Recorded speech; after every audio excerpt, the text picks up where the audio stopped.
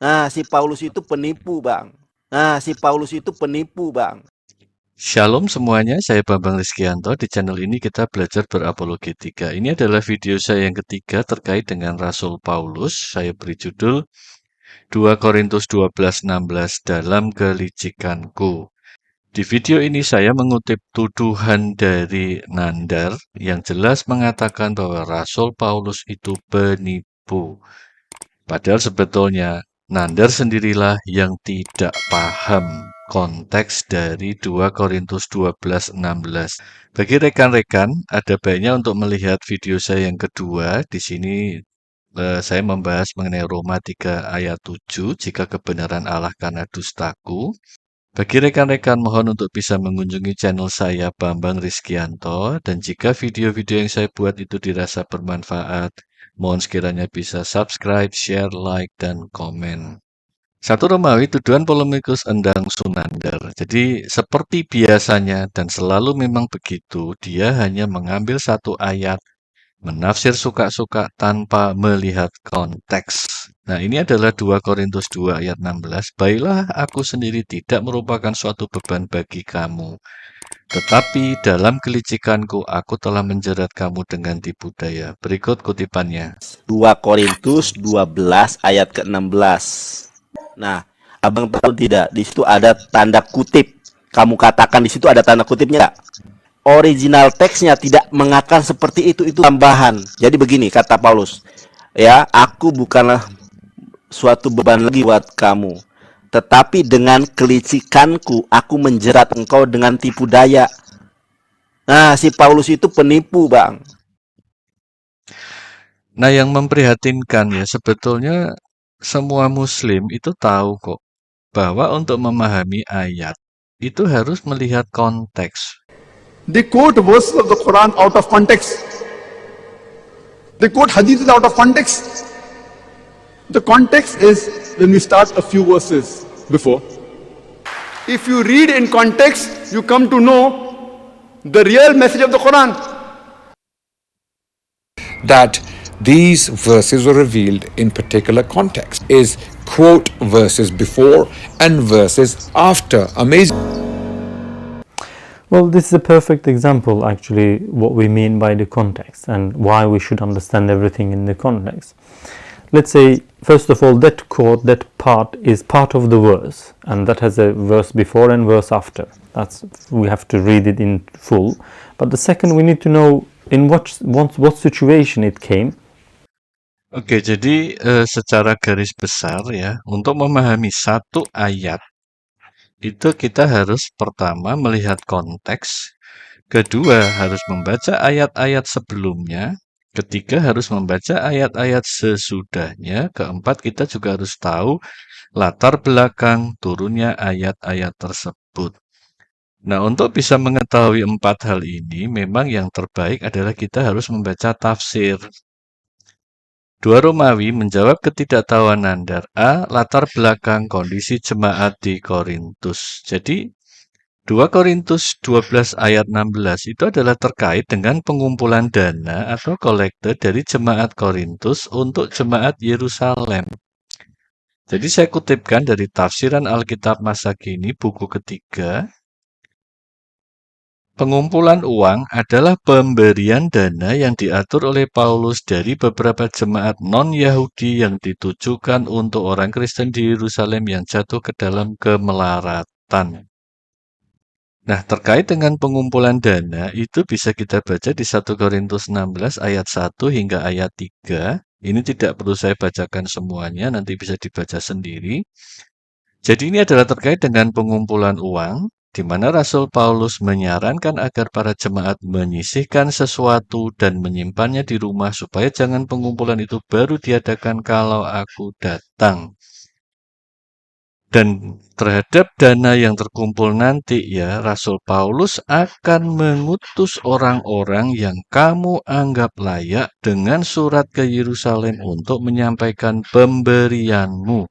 Jadi Rasul Paulus hanya akan memberikan surat pengantar saja. Jadi uang itu tidak akan berada di tangan Rasul Paulus. Nah, alasannya karena Rasul Paulus menginginkan adanya keseimbangan. Ini di 2 Korintus 8 ayat 12 hingga 14. Dan hasil pengumpulan itu ternyata memuaskan. Nah, namun keadaan di Korintus itu berubah sekitar tahun 54 Masehi itu dengan datangnya pengajar-pengajar palsu.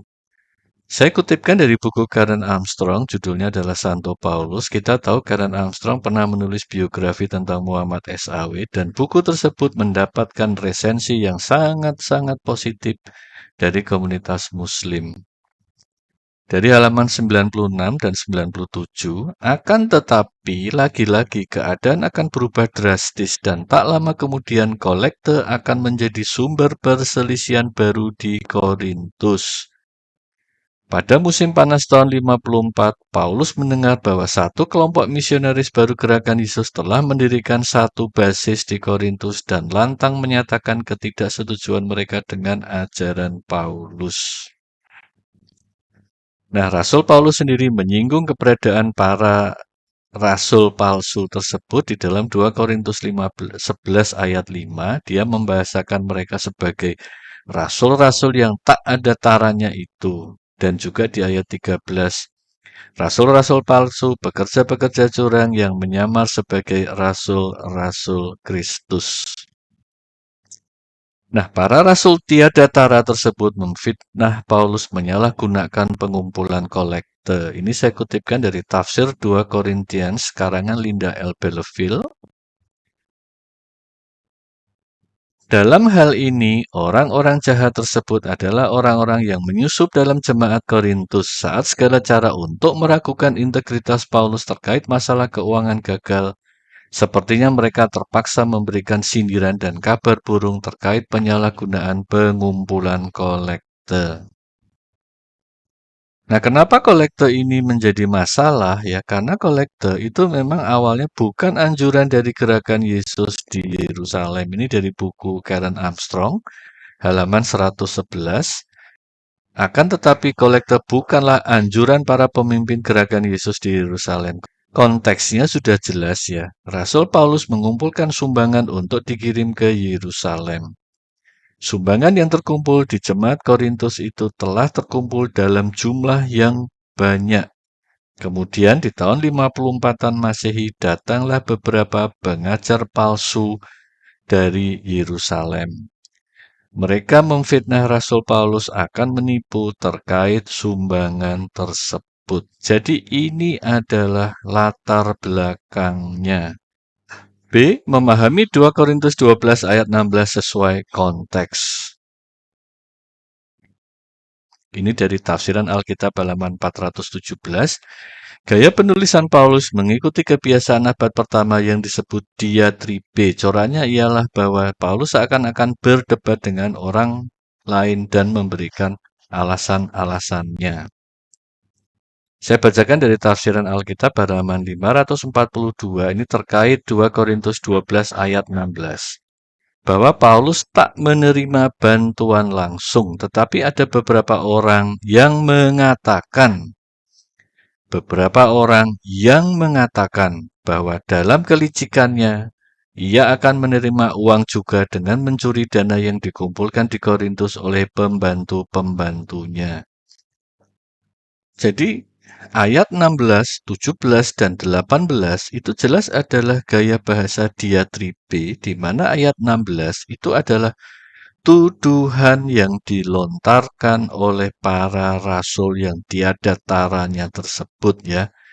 Jadi dalam kelicikanku aku telah menjerat kamu dengan tipu daya, itu adalah tuduhan. Di ayat 17 dan 18, Rasul Paulus langsung menjawab dengan cara menantang jemaat Korintus dengan pertanyaannya. Jadi ayat 17-nya, jadi pernahkah aku mengambil untung daripada kamu oleh seorang dari antara mereka yang kuutus kepada kamu? Kemudian di ayat 18-nya, memang aku telah meminta Titus untuk pergi dan bersama-sama dengan dia aku mengutus saudara yang lain itu. Adakah Titus mengambil untung daripada kamu? Jadi ini adalah satu rangkaian ya, 16, 17, 18 itu satu rangkaian. Ayat 16 itu adalah tuduhan yang dilontarkan terhadap Rasul Paulus. Ayat 17 dan ayat 18 itu adalah jawaban atau respon Paulus terhadap tuduhan itu. Nah, Rasul Paulus sendiri telah sangat hati-hati dalam pengumpulan kolekte ini. Dia menugaskan Titus yang dipercaya oleh jemaat Korintus. Ini dari 2 Korintus 8 ayat 16. Kemudian Rasul Paulus juga menugaskan orang lain yang dipercaya jemaat Korintus untuk mendampingi Titus. Nah, Rasul Paulus sendiri itu sebenarnya juga sudah menyadari bahwa pengumpulan dana ini rentan dari tuduhan. Nah, terakhir saya akan kutipkan dari tafsir 2 Korintians karangan Francis de Vallon dari halaman 108 dan 109, jelas bahwa penentang Paulus telah menuduh bahwa kolekte yang dilakukan adalah hanya dalih untuk mendapatkan dukungan. Uang yang dikumpulkan adalah untuk dirinya, bukan untuk orang-orang suci di Yerusalem. Dalam bantahannya, Rasul Paulus menantang orang-orang Korintus jika mereka telah ditipu oleh orang-orang yang diutusnya. Paulus telah mengutus Titus dan saudara lainnya sebelum kedatangan keduanya untuk mengatur pengumpulan tersebut. Nah, ini yang sangat penting. Namun kolekte tersebut belumlah diambil, jadi tuduhan mereka tidak mendasar. Jadi sekitar tahun 54, itu Rasul Paulus itu masih mengabarkan Injil di wilayah Asia Minor, di wilayah ini yang sekarang menjadi Turki modern, sementara Korintus itu ada di sini. 3 Romawi kesimpulan, 1. Konteksnya adalah A. Pengumpulan dana untuk jemaat Yerusalem. B. Ada beberapa rasul palsu yang datang ke Korintus. C. Mereka menuduh Rasul Paulus melakukan kecurangan terkait kolekte. 2. Terkait dengan tuduhan A. Paulus dengan berani menantang jemaat Korintus untuk menunjukkan kesalahannya atau kecurangannya. B. Pengumpulan kolekte diatur oleh Titus dan seorang saudara yang semuanya dipercaya oleh orang-orang Korintus. C. Dana yang terkumpul belum diambil, jadi masih berada di tangan jemaat di Korintus. D. Dana akan diantar oleh jemaat Korintus atau setidak-tidaknya oleh orang yang dipercaya oleh jemaat Korintus sendiri ke Yerusalem. Rasul Paulus hanya akan memberikan surat pengantar. 3. Paulus menggunakan gaya bahasa diatribe, tanya jawab atau tuduhan dan sanggahan. Jadi ayat 16 itu adalah tuduhan, ayat 17 dan ayat 18-nya itu adalah jawaban Rasul Paulus dalam bentuk pertanyaan tantangan terhadap jemaat Korintus. 4. Terkait nandar, A ya. Ya, ini selalu yang dia lakukan ya, tidak tahu dan tidak mau melihat konteks, namun sudah berani menuduh. Nah, si Paulus itu penipu, Bang. Memprihatinkan ya. B, ini yang juga selalu dia lakukan ya, cuma mau melihat satu ayat saja dan menafsir sesuka hatinya. C, nandar itu sebetulnya sepenuhnya tahu kok bahwa metode comot ayat tidak layak dan itu tidak bisa dilakukan. Nah, orang yang sudah tahu, tetapi itu dia tetap lakukan pada saat berusaha mendiskreditkan agama lain, itu adalah sikap hipokrit dan melakukan standar ganda. Jadi dari penjelasan ini sebetulnya kita sudah bisa menyimpulkan siapa yang melakukan penipuan. Baik, itu yang bisa saya sampaikan.